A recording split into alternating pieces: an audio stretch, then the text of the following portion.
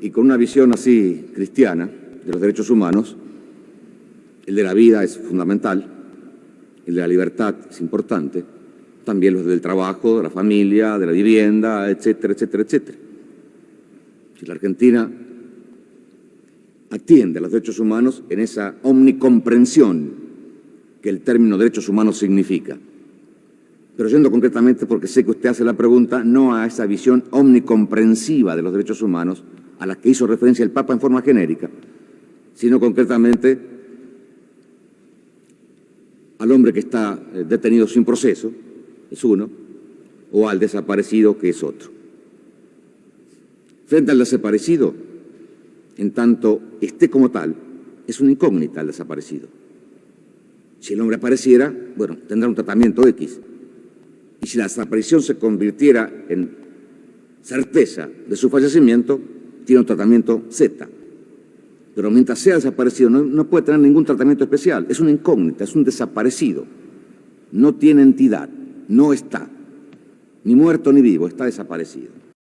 Son 30.000, no como los otros 30.000, dijo Eve Casado, diputada provincial de Juntos por el Cambio de la provincia de Mendoza, y generó obviamente repudio generalizado. Ella es una legisladora, obviamente no hubo por el momento una declaración del partido de Juntos por el Cambio. Ella publicó un posteo a través de su red social de Twitter en donde hacía referencia a una nota que había publicado el diario Infobae. En el mismo sentido se manifestó el periodista Eduardo Feynman a través también de su cuenta de Twitter, poniendo en cuestionamiento el número de desaparecidos durante la dictadura cívico-militar en la República Argentina. Argentina llegó a los 30.000 muertes por coronavirus, decía esta nota de Infobae, y Eduardo Feynman, el periodista, dijo, ahora sí 30.000. Esto tiene que ver con una polémica que se ha generado a propósito de los desaparecidos en la República Argentina. Son precisamente desaparecidos y no se los puede contar porque la dictadura genocida hizo un trabajo sistemático y repudiable de desaparecer durante la década del 70 a miles de argentinos. Al margen de esto, también hay que señalar que este discurso negacionista se viene repitiendo. En su momento fue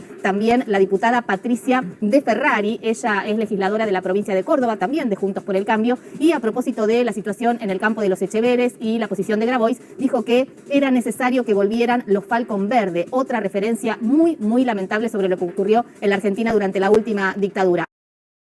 Fue un país violento, pero no menos violento que otros. El inicio de los 80, la vuelta a la democracia, donde el presidente Alfonsín da una medida ejemplar con el juicio a las juntas, pero ninguna de las organizaciones peronistas armadas que habían asesinado gente durante el proceso democrático, porque ahora en los últimos años otra cosa que nos hicieron creer a los argentinos fue que los montoneros defendían la democracia. No, los montoneros atacaban en el 73 y el 75. Pero no tengo ningún inconveniente en decirlo. En la Argentina no hubo 30.000 desaparecidos, fue una mentira que se construyó en una mesa para obtener sus subsidios que te daban sin... O sea, no fueron 30.000 los desaparecidos, son 8.753. Por otra parte, estamos absolutamente en contra de una visión tuerta de la historia. Para nosotros, durante los 70 hubo una guerra. Y en esa guerra, las fuerzas del Estado cometieron excesos. Y por tener el monopolio de la violencia, le vale todo el peso de la ley. Pero también los terroristas de Montoneros, los terroristas del ELERT, mataron gente, asesinaron gente, torturaron gente, pusieron bombas, e hicieron un desastre y también cometieron delitos de lesa humanidad. Además, tampoco estamos de acuerdo con los curros de los derechos humanos, aquellos que usaron la ideología para ganar plata, para hacer negocios turbios, o no recuerdan algo así como sueños compartidos, o lo que es la propia Universidad de Madres Plaza de Mayo. ¿Estarás de acuerdo con lo pérfido?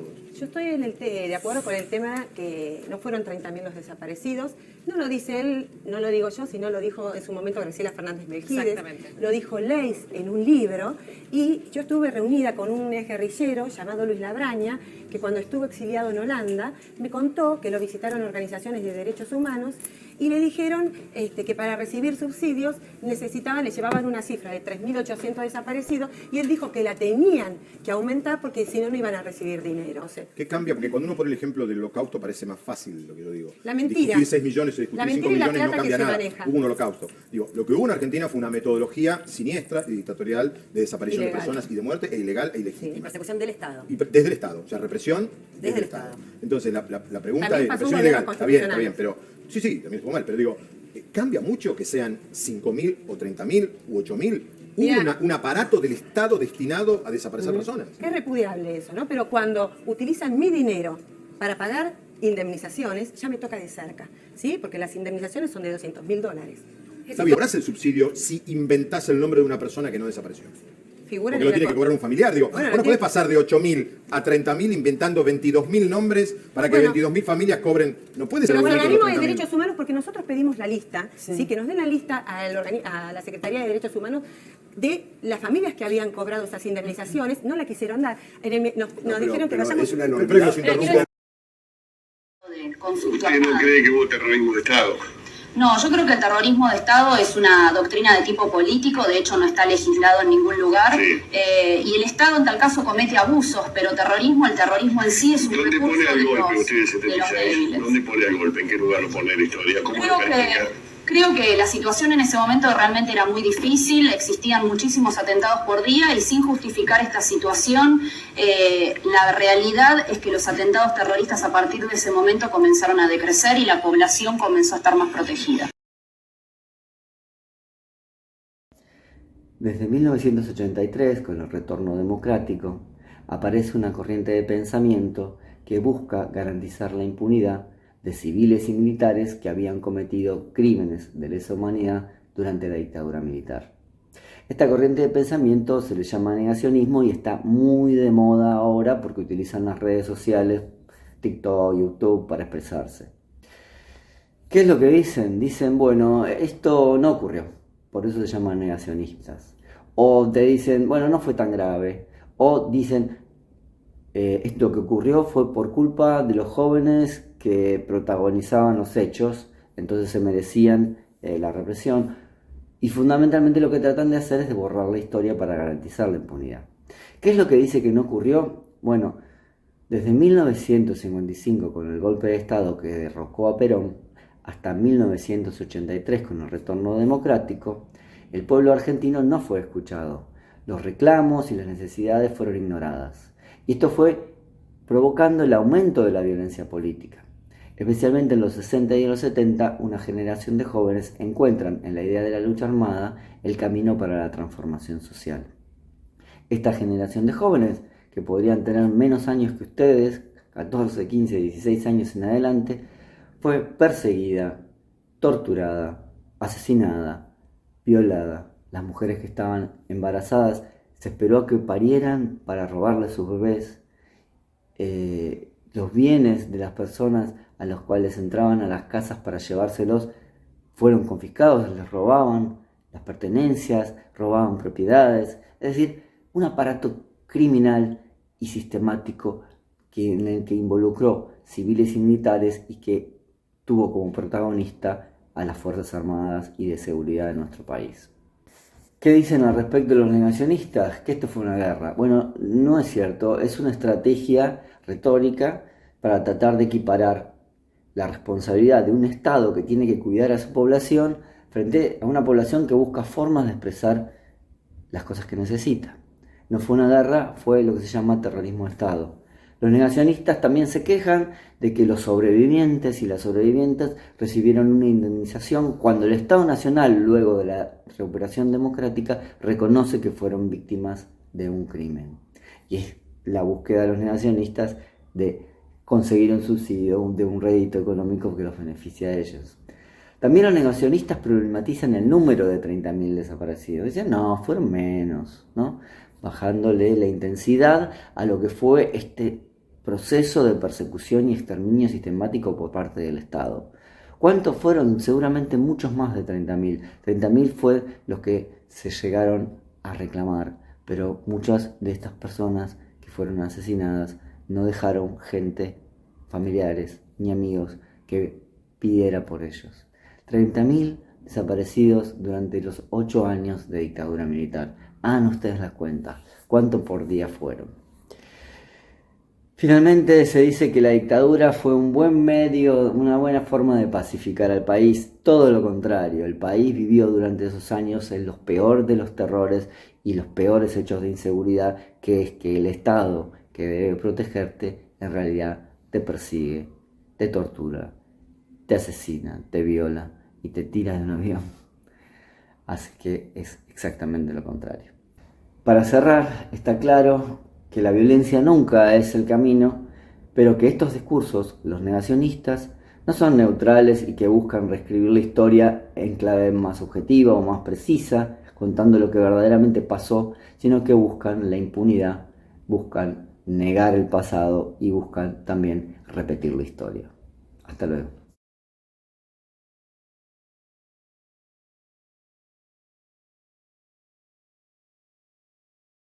¿Qué pasa, señora? Queremos nuestros hijos, que nos digan dónde están, por lo menos. Mi hijo hoy hace 15 meses. ¿Dónde están los bebés? ¿Por qué no nos dicen a nosotros si están vivos, si están muertos? ¿Por qué no nos dicen? Si le buscamos eso nada más. Que nos respondan nada más, después nos retiramos. Mi hija estaba embarazada de 5 meses cuando se la llevaron. Mi nieto tiene que haber nacido en agosto del año pasado. Hasta ahora no he podido saber nada de él. Lo único que sabemos es que los chicos nacen, pero se los dejan en los establecimientos así, casas cunas con NN, y no podemos encontrarnos nunca con nuestros nietos. ¿No ve que dice que tenemos un mundial en paz? El gobierno dice que ustedes son mentirosas. ¿Nosotros somos mentirosas? ¿Qué? ¿Estamos mintiendo de que los hijos desaparecieron? Está todo comprobado. En el Palacio de Justicia están todos los testimonios. En el Ministerio de Hacienda tiene todos los testimonios y todas las denuncias. La Policía Federal tiene todas las denuncias. Está todo testimoniado. Eso, lo que el gobierno diga, no es que dice mentira, miente. Hace 2 años que estamos así, 2 años. Dice que se autosecuestraron en particular. Allanaron 4 veces mi casa.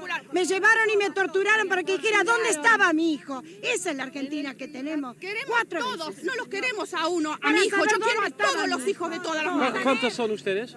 Miles de mujeres, miles en todo el país, miles. ¿Me permite? Nosotros solamente queremos saber dónde están nuestros hijos, vivos o muertos, pero queremos saber dónde están. Que nos entreguen el cadáver. Nos dicen, esperen un momentito, dicen que los argentinos que están en el extranjero están dando una falsa imagen de la Argentina. Nosotros, que somos argentinas, vivimos en la Argentina, les podemos asegurar que hay miles y miles de hogares sufriendo mucho dolor, mucha angustia, mucha desesperación, dolor y tristeza porque no nos dicen dónde están nuestros hijos, no sabemos nada de ellos, nos han quitado lo más preciado que puede tener una madre, su hijo, angustia porque no sabemos si están enfermos, si tienen frío, si tienen hambre, no sabemos nada. Y desesperación, Señor, porque ya no sabemos a quién recurrir.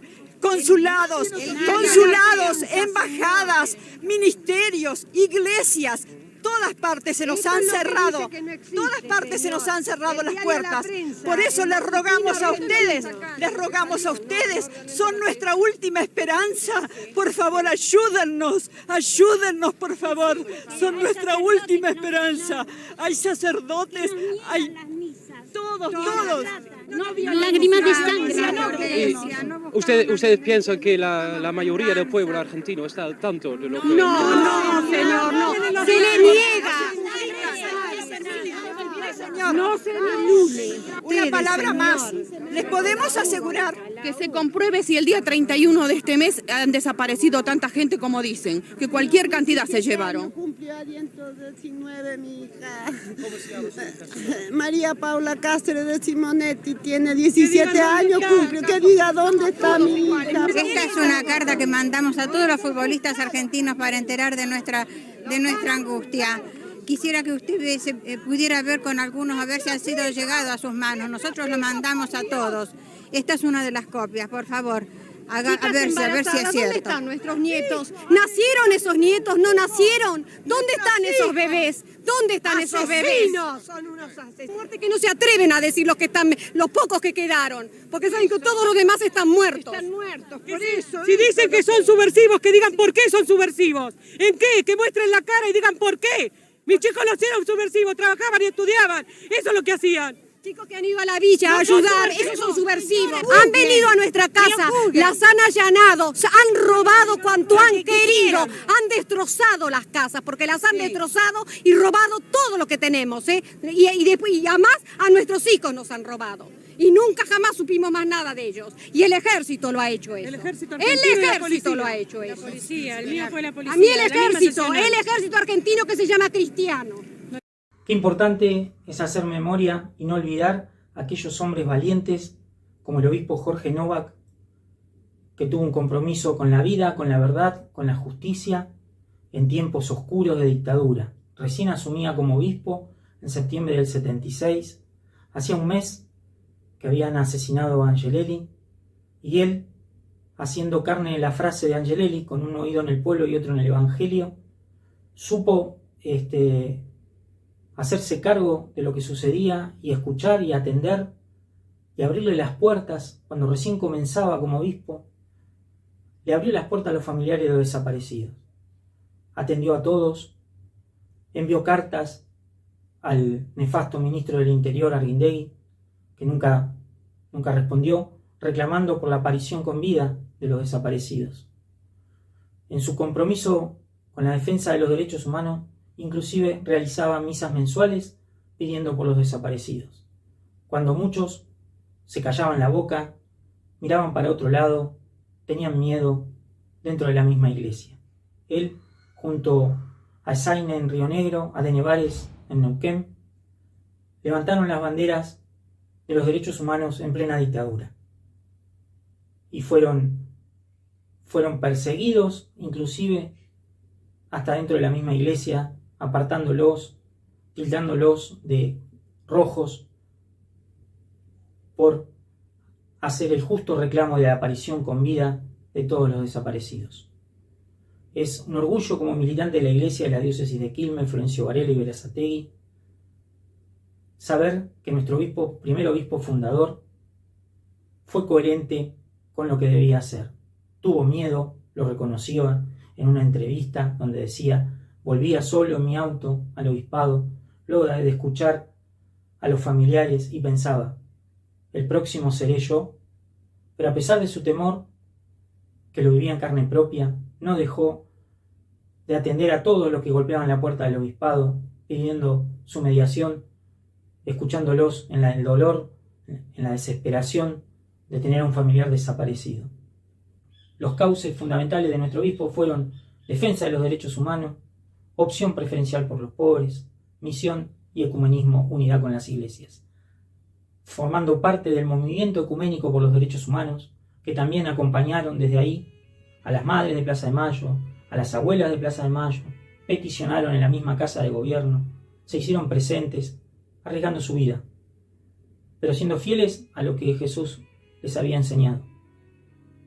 Estar al lado del que sufre injusticia, del que sufre maltrato, atropello, tortura y desaparición.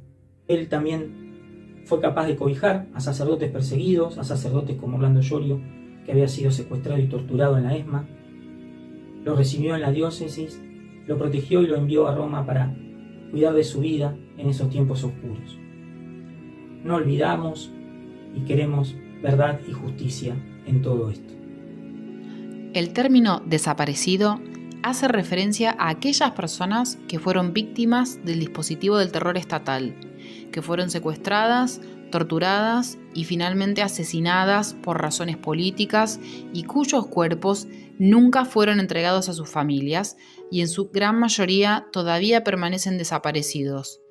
Aunque esto también pasó en otros países como Chile, lo específico del caso argentino es que la secuencia sistematizada de secuestrar, torturar y asesinar tenía como objetivo la sustracción de la identidad de la víctima. Como la identidad de una persona es lo que define su humanidad, la consecuencia que tuvo el terrorismo de Estado a través de los centros clandestinos de detención fue la sustracción de la identidad de los detenidos, es decir, de aquello que los definía como seres humanos. En Argentina, los detenidos eran secuestrados en cualquier lugar, a plena luz del día, en sus casas, en sus trabajos o en la calle, y generalmente eran llevados a estos centros clandestinos de detención. Hay muchos hechos destacados de la dictadura. Uno de ellos se conoce como la Noche de los Lápices. 10 estudiantes de escuela secundaria de la ciudad de La Plata fueron secuestrados y torturados por la dictadura. Hubo 4 sobrevivientes, pero 6 de ellos fueron asesinados y nunca se encontraron sus cuerpos. Los estudiantes, que tenían entre 14 y 17 años, estaban organizados en agrupaciones estudiantiles y luchaban, entre otras cosas, por el boleto estudiantil. Los centros clandestinos de detención, donde eran detenidas, torturadas y retenidas las personas, funcionaron en dependencias de las Fuerzas Armadas, de seguridad y policiales. Por ejemplo, bases militares, buques, comisarías, delegaciones policiales, unidades del servicio penitenciario, etc., pero también casas de personas particulares, fábricas, hospitales, escuelas, entre otros lugares. En este sentido, tenemos que recordar que parte de la población civil y parte de la población también empresarial tuvo participación y responsabilidad en la represión ilegal. Además, algunos centros clandestinos de detención funcionaron como maternidades clandestinas, donde a las mujeres embarazadas se las mantuvo con vida hasta el día del parto. Las niñas y niños nacidos en cautiverio muchas veces fueron robados, o sea, apropiados, por familias cercanas a las fuerzas policiales de seguridad y armadas. Hasta el momento se han logrado identificar más o menos 800 lugares que tuvieron este uso de centros de detención, pero no funcionaban al mismo tiempo. Como la represión era ilegal y clandestina, muchos de ellos funcionaban de forma temporal, o sea, abrían y cerraban, abrían y cerraban. Así fue más fácil para los genocidas borrar rastros y pruebas. En estos centros, los prisioneros eran interrogados bajo tortura por varias semanas o meses incluso antes de ser liberados.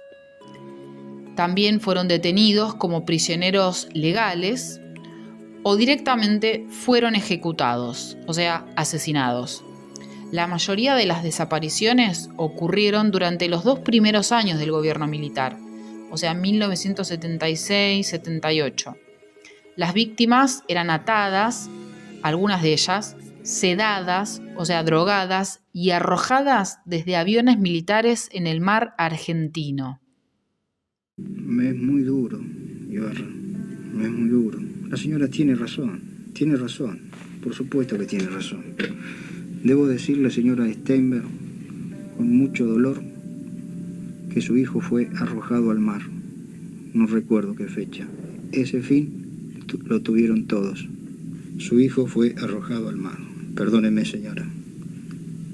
Perdóneme. Otros centros de detención utilizaban los cementerios municipales de todo el país para enterrar a los desaparecidos en tumbas anónimas, como NN, o sea, ningún nombre. Otra forma de disponer los cuerpos era enterrarlos en lugares fuera de cementerios, como unidades militares o policiales. Saber dónde están los restos de los desaparecidos implica una extensa investigación histórica que incluye el análisis de documentos, la realización de entrevistas a los sobrevivientes, excavaciones, registro de huesos y de restos óseos, entre muchas otras tareas. Este extenso trabajo es necesario por lo complejo y clandestino de la represión en Argentina. Si bien la lista de personas desaparecidas no terminó con la dictadura, hay que aclarar que los desaparecidos, como dijimos, víctimas secuestradas, torturadas y asesinadas, cuyos cuerpos fueron desaparecidos por el gobierno militar, son aquellos que en su momento se consideraron política e ideológicamente una amenaza para la junta militar. Su exterminio respondió a un plan sistemático y muy organizado para silenciar y aterrorizar a cualquier persona que sea opositora o crítica al régimen militar. A esas personas consideradas amenaza se les llamaba subversivas o zurdas. Así metieron miedo y temor al resto de la población, tanto para comprometerse con cualquier causa como para ayudar a cualquier militante que pidiera asilo o protección. Y esto es muy importante. A la dictadura no le importó si el desaparecido era militante, si estaba armado, si había puesto una bomba o no. No le importaba si daba apoyo escolar en un comedor, si era cura, si ayudaba en una villa miseria, si era alguien que enseñaba a leer y escribir, o si directamente no tenía nada que ver con la política. El objetivo fue eliminar a quien pensara distinto. Como dijo Ibérico Saint-Jean, que fue gobernador de la provincia de Buenos Aires durante la dictadura, primero mataremos a todos los subversivos, luego mataremos a sus colaboradores, después a sus simpatizantes, enseguida a aquellos que permanecen indiferentes y finalmente mataremos a los tímidos. Esa era la lógica del exterminio de la dictadura. No nos olvidemos de todas las víctimas del terrorismo de Estado como Jorge Julio López, quien fue secuestrado 2 veces, una durante la dictadura y la segunda en 2006, quien fuera además testigo clave de los crímenes de lesa humanidad en los juicios por la verdad. Desde entonces no se supo más nada de él. Pero también hay que pedir por las víctimas que no tienen que ver con el terrorismo de Estado, pero sí con otros motivos, como la trata, el gatillo fácil y la corrupción. Pedimos por Marita Verón, secuestrada por una red de trata de mujeres, Luciano Arruga, muerto por la policía bonaerense, hallado como NN en el cementerio de la Chacarita 5 años después de haber desaparecido, por Santiago Maldonado, quien fue encontrado muerto luego de casi 80 días desde su detención, por Facundo Estudillo Castro, detenido y asesinado por la policía bonaerense durante la cuarentena.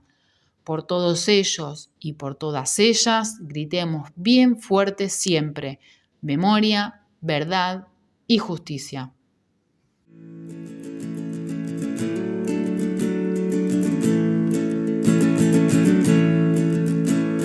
Los viejos amores que no están, la ilusión de los que perdieron, todas las promesas que se van y los que en cualquier guerra se cayeron.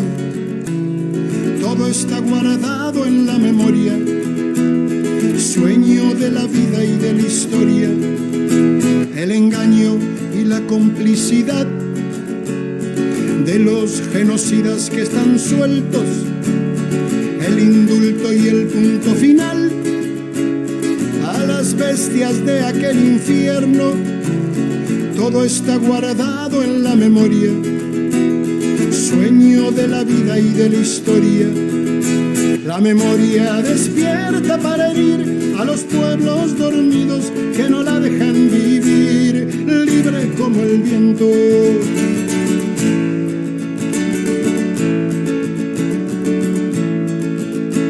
Los desaparecidos que se buscan con el color de sus nacimientos, el hambre y la abundancia que se juntan, el maltrato con su mal recuerdo, todo está clavado en la memoria, espina de la vida y de la historia.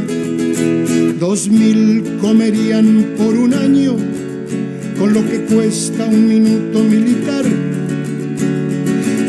Todos dejarían de ser esclavos por el precio de una bomba al mar. Todo está clavado en la memoria, espina de la vida y de la historia. La memoria pincha hasta sangrar a los pueblos que la amarran y no la dejan andar, libre como el viento.